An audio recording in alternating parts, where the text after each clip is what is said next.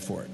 Next question, Governor Palin, still on the economy. Last year, Congress passed a bill that would make it more difficult for debt-strapped mortgage holders to declare bankruptcy, to get out from under that debt. This is something that John McCain supported. Would you have?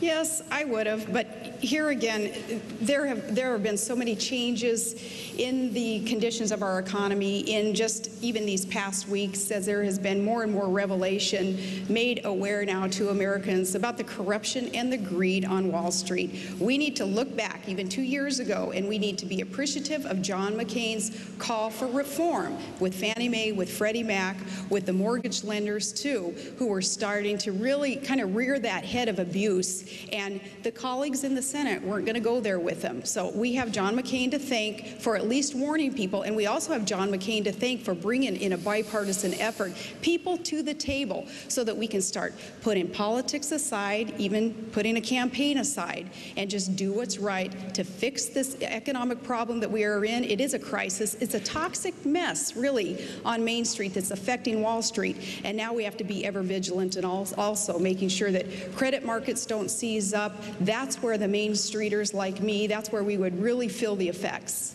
Senator Biden, you voted for this bankruptcy bill. Senator Obama voted against it. Some people have said that mortgage holders really paid the price.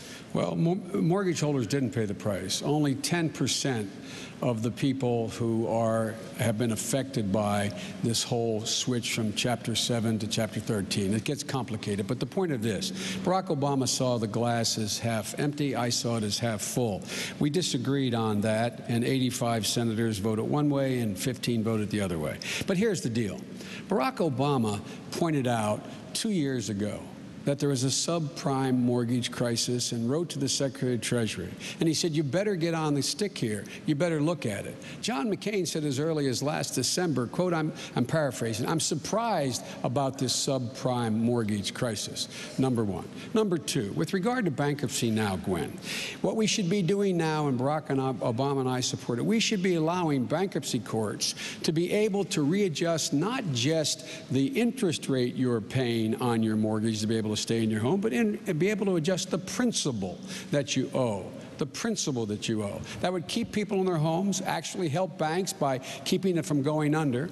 But John McCain, as I understand it, I'm not sure of this, but I believe John McCain and the governor don't support that. There are ways to help people now, and the ways that we are offering are not being supported by the Bush administration, nor do I believe by John McCain and Governor Palin. Governor Palin, is that so?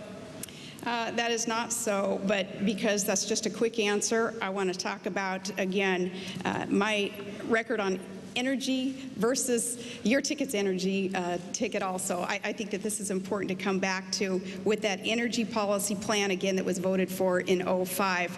When we talk about energy, we have to consider the need to do all that we can to allow this nation to become energy independent. It's a nonsensical position that we are in when we have domestic supplies of energy all over this great land, and East Coast politicians who don't allow energy-producing states like Alaska to produce these, to tap into them, and instead we're relying on foreign countries to produce for us. We're circulating about $700 billion a year into foreign countries, some who do not like America. They certainly don't have our best interests at heart. Instead of those dollars circulating here, creating tens of thousands of jobs and allowing domestic supplies of energy to be tapped into and to start flowing into these very, very hungry markets. Energy independence is the key to this nation's future, to our economic future, and to our national security. So when we talk about energy plans, it's not just about who got a tax break and who didn't, and we're not giving oil company tax breaks, but it's about a heck of a lot more than that. Energy independence is the key to America's future.